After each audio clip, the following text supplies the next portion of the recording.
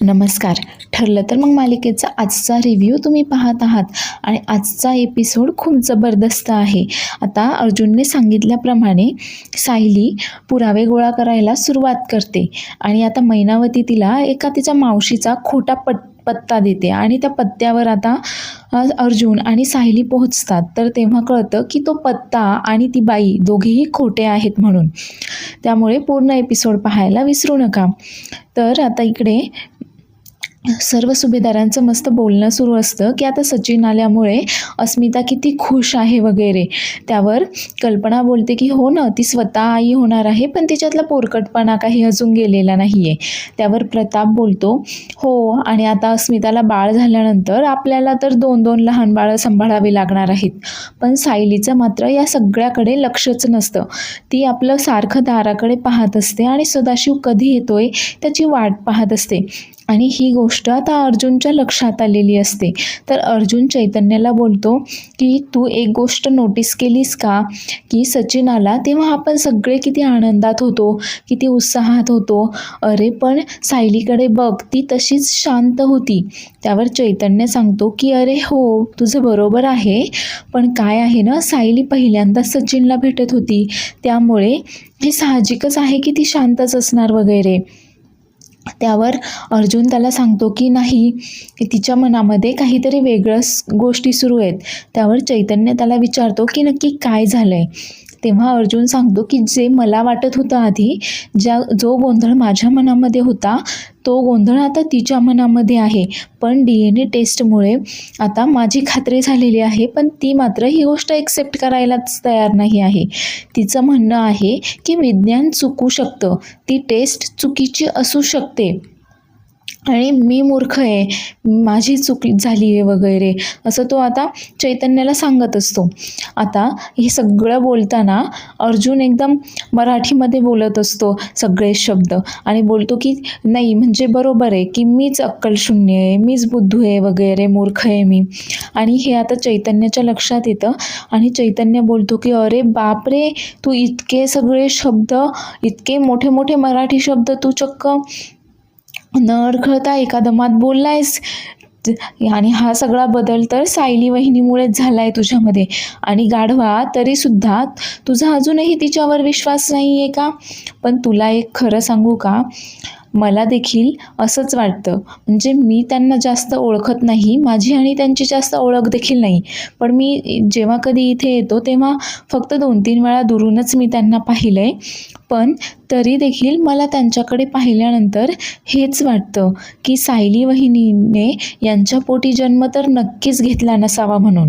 आता अर्जुन चिडतो आणि चैतन्याला बोलत असतो की काय, तुला देखील असंच वाटतंय का? नाही, बरोबर आहे, तुला मी चुकीचाच वाटणार, तुला तर तुझी वहिनीच बरोबर वाटणार ना वगैरे. तर सायली इकडे आता सदाशिवची दरवाजातच वाट पाहत असते आणि तेवढ्यातच सदाशिव तिथे येतो. आणि तेव्हा सायली त्याला विचारते की बाबा हो, तुम्ही कुठे गेला होतात? तुम्हाला माहिती आहे का, मी तुमची केव्हापासून वाट पाहतीये. तेव्हा सदाशिव तिला सांगतो की अगं काय आहे, त्या गोधडीसाठी चिंध्या विकल्या होत्या ना, मग त्याचेच पैसे आणायला गेलो होतो बघ. अगं लोक पैसे घेताना खूप गोड बोलतात, पण देताना इतकी चिकाटी दाखवतात ना, पैसेच देत नाही लवकर. तेव्हा सायली सांगते की हो, मला आईने सांगितलं सर्व, चला ना आपण माझ्या खोलीमध्ये बसून गप्पा मारूयात म्हणून. तर आता सदाशिव तिला सांगतो की अगं तसं नाही, पण मी बाहेरून आलोय ना, थोडासा दमलोय, एक काम कर, मी खोलीमध्ये जाऊन थोडासा आराम करतो, मग थोड्या वेळाने तूच ये माझ्या खोलीमध्ये गप्पा मारायला. त्यावर सायली सांगते बघा ना, तुमचा जावई पण इथे अभ्यास करत बसलाय, त्यांचं काम करत बसलाय, आणि मला तर खूप बोर झालंय, मला तुमच्याशी खूप गप्पा मारायच्या आहेत, चला ना. आता सदाशिवही तिच्यासोबत गप्पा मारायला तयार होतो. आता सायली ती गाठोडी घेऊन खोलीमध्ये येते आणि ती गाठोडी उघडून आता सदाशिवला दाखवत असते आणि त्याला विचारते की बाबा, या सगळ्या वस्तू पाहून आठवा ना, तुम्हाला काही आठवतंय का? मला काहीतरी गोष्टी सांगा माझ्या लहानपणीच्या. तर आता सदाशिवच्या लक्षात येतं की सायलीने त्याला इथे का बोलावलंय आणि सदाशिव बोलतो की म्हणजे हे यासाठी बोलावलंय का तू मला इथे? त्यावर सायली सांगते की अहो बाबा, तसं नाही, पण मला खरंच काहीच आठवत नाही आहे या वस्तू पाहिल्यानंतर.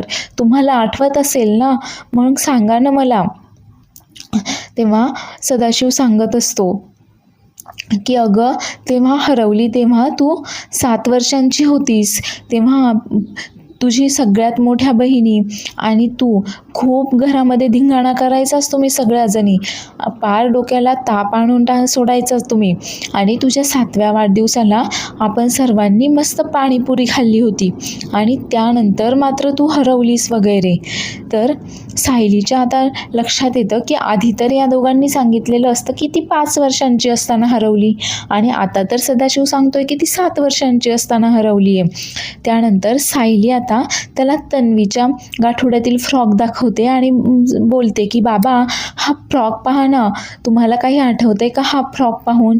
तुम्हीच शिवला असेल ना हा फ्रॉक, म्हणजे आम्ही लहान असताना आमचे सगळे फ्रॉक वगैरे तुम्हीच शिवत असाल ना. त्यावर सदाशिव लगेचच तो फ्रॉक पाहिल्यावर बोलतो की अगं हो, हा फ्रॉक तर मीच शिवलाय. तुमच्या सगळ्या बहिणींचे फ्रॉक लहानपणी मीच शिवायचो. हा फ्रॉक कसा विसरेल बरं मी. आता सायली त्याला अजून बाकीच्या वस्तू पहा आणि काही आठवते का मला सांगा वगैरे असं विचारत असते. तर आता सदाशिवच्या लक्षात येतं की सायली आता खूप काही जाणून घेण्याचा प्रयत्न करते. त्यामुळे तो तिथून पळ काढतो आणि सायलीला बोलतो की अगं मला थोडा आराम करायचा आहे, मला कसं तरी झालं आहे, आणि तो त्याच्या खोलीमध्ये निघून जातो. तर सायली आता विचारात पडलेली असते की मला याचं उत्तर तर फक्त अर्जुनच देऊ शकतो, पण आता त्याला विचारणार कसं. मग ती एक युक्ती करते. ती मग घेण्याच्या बहाण्याने तिथे येते आणि चैतन्याला विचारते की तुमची कॉफी पिऊन झाली आहे का, मी हे कप घेऊन जाऊ का. आणि जाताना ती थांबते. तिला वाटतं की आता अर्जुन तिला पहिल्यासारखं काहीतरी क्लू नक्की देईल, पण अर्जुन मात्र काहीच बोलत नाही. मग ती परत चैतन्याकडे येते आणि चैतन्याला विचारते की चैतन्य भाऊजी, तुम्ही ते मगाशी गोऱ्या आणि चौगुल्यांच्या केसबद्दल बोलत होते ना, समजा तुम्ही त्यांना भेटले, त्यांना प्रश्न विचारले आणि दोघांची उत्तरं जर वेगवेगळी असतील तर मग हे तर सिद्धच झालं ना की दोघेही खोटं बोलतायत म्हणून. मग तुम्ही पुढे काय करणार. आता चैतन्य बोलतो की वहिनी मी तर इथेच बसलोय ना, मी आता कधी भेटणार बरं त्यांना. आणि तर सायली जायला निघते तर तेवढ्यात अर्जुन बोलतो किती सोपं आहे बरं. आता दोघांनी वेगवेगळी उत्तरं दिली म्हणजे दोघेही खोटं बोलतायत. मग त्या दोघांनाही सोबत घ्यायचं आणि त्यांना परत तेच प्रश्न विचारून त्यांना सांगायचं की तुम्ही तर या प्रश्नाची मला अशी उत्तरं दिलीत म्हणून. मग नक्की बरोबर कोण आहे आणि मग आपली उत्तरं कशी बरोबर आहेत हे दाखवून देण्याच्या नादामध्ये ते दोघेही अशा काहीतरी गोष्टी सांगून जातील ना, त्याचा उलगडा त्यांनी याआधी कधी केलेलाच नसेल किंवा त्यांना त्या गोष्टी आपल्यापासून लपवायच्या असतील वगैरे. तर आता सायलीच्या लक्षात येतं आणि सायलीही तसंच करायचं ठरवते. तर अर्जुन बोलतो की किती सिंपल आहे, इतकं सोपं आहे. त्यावर चैतन्यही बोलतो की हो हो सोपं आहे म्हणून.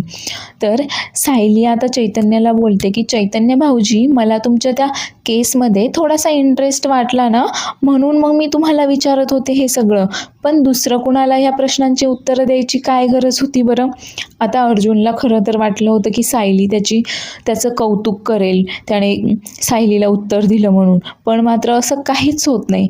सायली मात्र उलट त्यालाच टोमणा देऊन तिथून निघून जाते. आणि ती निघून गेल्यावर अर्जुन बोलत असतो की पाहिलंत का मी तिला बरोबर तिच्या प्रश्नांची उत्तरं दिली आणि तरीसुद्धा कौतुक न करता कशी टोमणा मारून निघून गेली मला.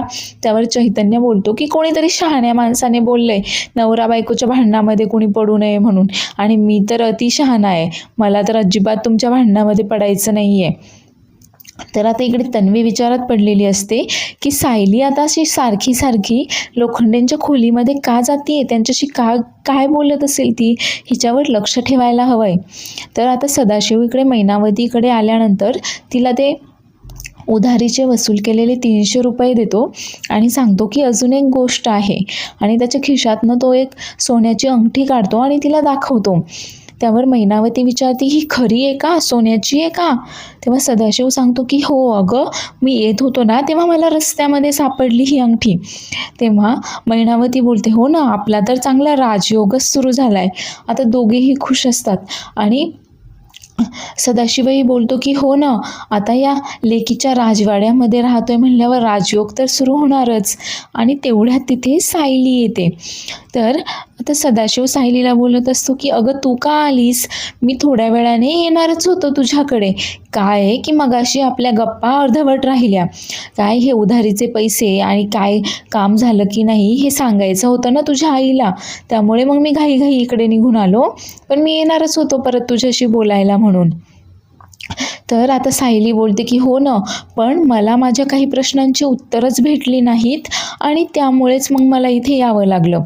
तर आता मात्र सदाशिव आणि मैनावतीला समजतच नाही की सायली नक्की काय बोलतीये म्हणून, आणि खरं तर दोघेही घाबरलेले असतात.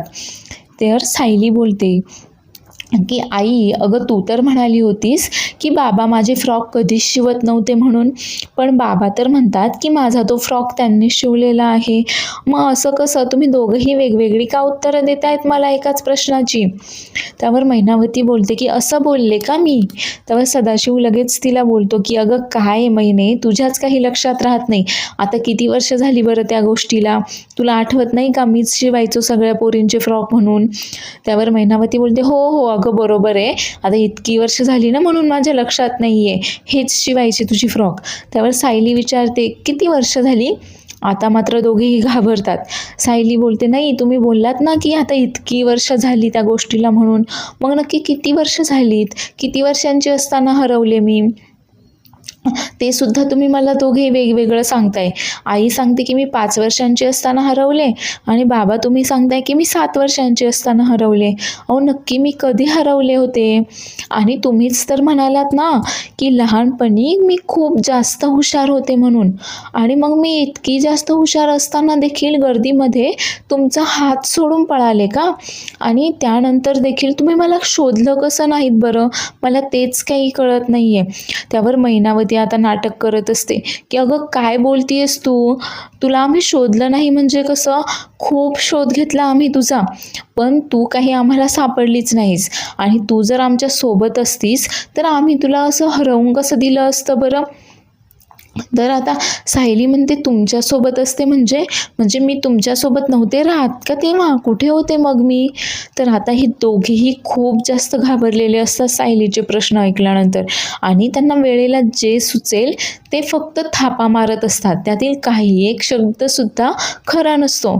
तर आता सदाशिव बोलतो की अगं काय आहे, तुझ्या या आईला तेव्हा अवदसा सुचली आणि तुला तिने तिच्या बहिणीकडे म्हणजेच तुझ्या मावशीकडे पाठवली होती काही दिवसांसाठी, आणि तू तुझ्या मावशीच्या घरूनच हरवलीस म्हणून.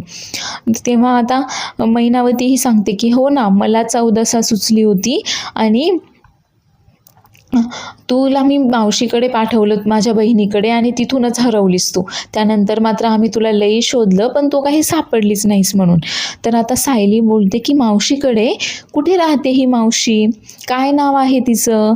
आता खरं तर हे असं काही एक झालेलं नसतं आणि या मैनावतीची कोणी बहीण वगैरेही नसते, पण आता सायलीला थापा मारल्यामुळे सायली पुढे आता त्यांना पत्ता वगैरे विचारत असते. त्यामुळे आता हे दोघेही घाबरतात आणि मैनावती तिला खोटं सांगते की अगं एक कुठलीशी पोरींची शाळा आहे आणि तिच्या मागे काहीतरी मातृछाया वगैरे म्हणून चाळ आहे, तिथेच राहते ती. त्यावर सदाशिव म्हणतो की अगं मातृछाया नाही गं, मातृसावली अशी काही चाळ आहे. त्यानंतर सायली बोलते की हो तिचा नंबर असेल ना, तिचं नाव पण सांग. एक काम कर आई, तू तिचं नाव, पत्ता, मोबाईल नंबर सगळं मला अगदी व्यवस्थित कागदावर लिहून दे हं, मला भेटायचं आहे तिला. आता बाहेर उभं राहून कान देऊन हे सगळं काही तन्वी ऐकत असते, आणि तन्वी मात्र आता विचारात पडते की ही सायली इतके जास्त प्रश्न का विचारतीये, हिला नक्की काय माहीत करून घ्यायचंय. तर आता मैनावतीकडनं तो पत्ता आणि नाव वगैरे लिहून घेऊन आता सायली तिच्या खोलीमध्ये आलेली असते आणि विचार करते की मला या प्रश्नांची उत्तरं पुढे काय करायचं आहे हे एकच व्यक्ती सांगू शकते, पण मी जर त्यांना नीट विचारायला गेलं तर चिडका बिप्पा लगेच चिडेल. मग आता काय करू बरं. आता सायली त्या मैनावतीने जो नंबर लिहून दिलेला असतो त्या नंबरवर फोन करायचा प्रयत्न करत असते, पण तो फोन काही लागत नसतो. तर तन्वी आता विचार करत असते की मला लवकरात लवकर मैनावतीकडनं तो पत्ता मिळवायला हवा आहे आणि बाकी सगळ्या गोष्टी आता मला मॅनेज करायला हव्या आहेत. आता ही नवीन मावशी कुठून पैदा करू मी, असाच तिचा विचार सुरू असतो आणि म्हणूनच ती आता मैनावतीच्या खोलीकडे येते. तर सदाशिव आणि मैनावतीचं बोलणं सुरू असतं. तर सदाशिव बोलत असतो की अगं मैने, तू किती पटापटा खोटं बोललीस आणि पत्तासुद्धा खोटा सांगितलास, नावसुद्धा खोटं सांगितलंस तुझ्या बहिणीचं. आता या दोघांनी सायलीला खोटा पत्ता दिला आहे हे ऐकल्यानंतर तर तन्वीच्या पायाखालची जमीनच सरकते आणि ती विचारात पडते का आता पत्ता मिळाला आहे म्हटल्यावर सायली आणि अर्जुन लगेच त्या पत्त्यावर जाणार, त्या पत्त्यावर फोन करून पाहणार आणि त्यांना जर कळालं की हा खोटा पत्ता आहे, मग मात्र त्यांच्या लवकर लक्षात येणार की हे दोघेही सायलीचे आईवडील नाही आहेत. तर आता काय करावं याच विचारात तन्वी असते आणि ती खूप जास्त घाबरलेली असते. तर सायली इकडे मैनावतीने दिलेल्या मोबाईल नंबरवर फोन करून पाहत असते, पण फोन मात्र काही लागत नसतो. त्यामुळे आता सायलीला अचानक एक युक्ती सुचते आणि सायली आता मोठ्याने स्वतःशीच बडबडते, शी बाबा, आईने जो मावशीचा नंबर दिला आहे तो लागतच नाही आहे, मी परत एकदा फोन करून पाहते त्या नंबरवर. आणि ती फोन करून पाहत असते. तर अर्जुन मात्र विचारत पडतो की काय आता सायलीची ही कुठली नवीन मावशी आली आहे म्हणून. तर तन्वी मात्र खूप जास्त घाबरलेली असते आणि आता पुढे काय करावं याच विचारात ती असते. तर ती स्वतःशीच बडबडत असते की आता त्या पत्त्यावर पोहोचल्यानंतर सायली आणि अर्जुनला मीच बबली आहे हे कळायला जास्त वेळ लागणार नाही. आता मला सायलीला तिकडे जाण्यापासून थांबवलं पाहिजे आणि तेवढ्यात तिला काहीतरी सुचतं. तर मोबाईल नंबर लागत नसल्यामुळे सायली एकटीच आता त्या पत्त्यावर जाण्यासाठी निघते. तर अर्जुनही आता तिला रस्त्यात अडवतो व बोलतो की अशी एकटीच कशी काय अनोळखी पत्त्यावर निघाली होतीस तू. आणि आता दोघेही मिळून मैनावतीने दिलेल्या पत्त्यावर पोहोचतात. पण आणि तिथे चाळीतल्या एका माणसाला ते विचारतात की ही मंदा कुठे राहते म्हणून. तर तो माणूस सांगतो की अहो, या नावाची कुठलीही बाई या चाळीमध्ये राहत नाही. तर अर्जुन त्यांना विचारतो की अहो, तुम्ही परत एकदा आठवून पहा ना कोणी राहत असेल इथे. तो माणूस सांगतो की 40 वर्ष झाली अशी कुठल्याही नावाची बाई इथे राहत नाही. तर आता सायली विचारात पडते की आईने मला असा चुकीचा पत्ता आणि चुकीचा मोबाईल नंबर का दिला असेल. तर चॅनलला सबस्क्राईब करायला विसरू नका.